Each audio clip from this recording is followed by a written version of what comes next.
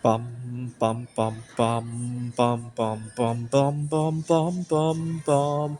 The Peter Dislike Show. Bum bum bum bum bum bum bum.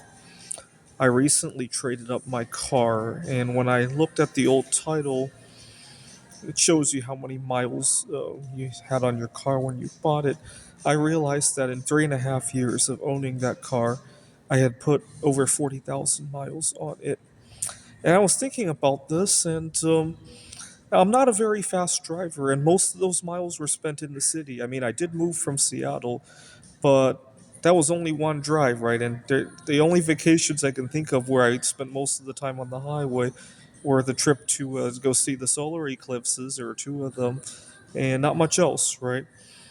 And so let's guesstimate that I averaged 40 miles an hour. Keep in mind there some of that time the car was stopped at a red light, right? So let's just say I averaged 40 miles an hour on average. Um, that's 1,000 hours that I spent behind the wheel of that car, at least, right?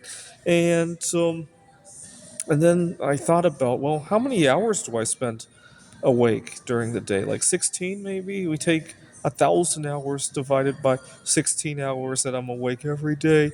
That's like 2.5 waking months that I spent behind the wheel of that car in the space of 3 years.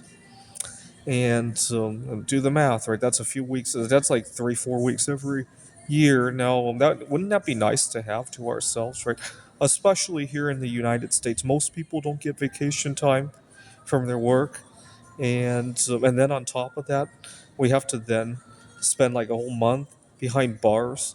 And by the way, I'm not exaggerating when I say behind bars, and I'm qualified to talk about this because I've actually spent time behind bars.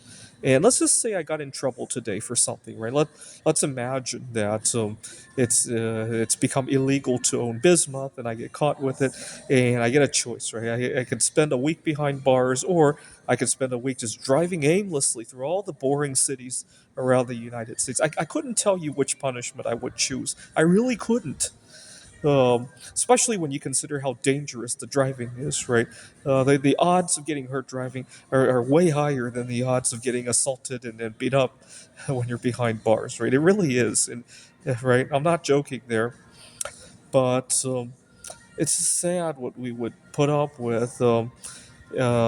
Just to for our so-called freedom to drive. I had I made a friend last time I was in Taiwan. She tells me how she can't wait to learn driving, and I wish her luck there. But I'm thinking it's not freedom. It's not freedom. I mean, it's freedom if you know how to drive. But if the whole country of Taiwan becomes driving friendly, it will not be free anymore. Right? We need to think more long term than, oh my God, I want to drive. Right? Fortunately, not too many people in Taiwan like to think like that.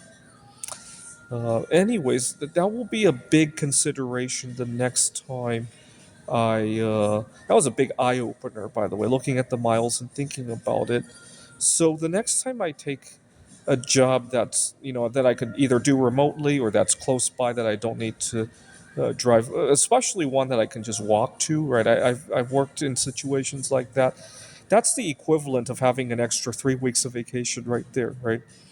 Um, it's just maybe I'll ask you guys: would you rather have 3 extra weeks of vacation or no commute? Right? I'll let you think about that. Leave a comment. How much would that be worth to you? Uh, the other thing is that I find that because I used well, it might be a sign that I used to have a car that was kind of unreliable when I was driving the Kia. Give you an idea how unreliable that car was. It had very uh, weird tires. They were often difficult to replace if you got a flat tire. I got many flat tires during my time with that Kia. I had obviously the engine was burning oil. I had to put oil in there.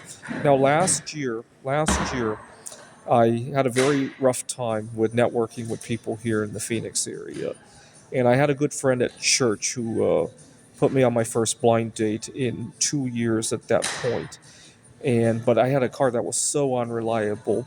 I decided to drive to the vicinity of where the date was going to be, just to kill some time there. Right, it was November after all. It was a good time to just go window shopping in that area, just so that I would be in that area, so that if the car were to have trouble on the way there, it's still 3 hours away. I could still figure something out, or I could walk the rest of the way if I needed to. Right, and that was not an uncommon circumstance for me to do. I'd go to job interviews and go there hours before the interview was to start. It's a good thing that this was during the winter time, right? Right now, you wouldn't want to do this in June.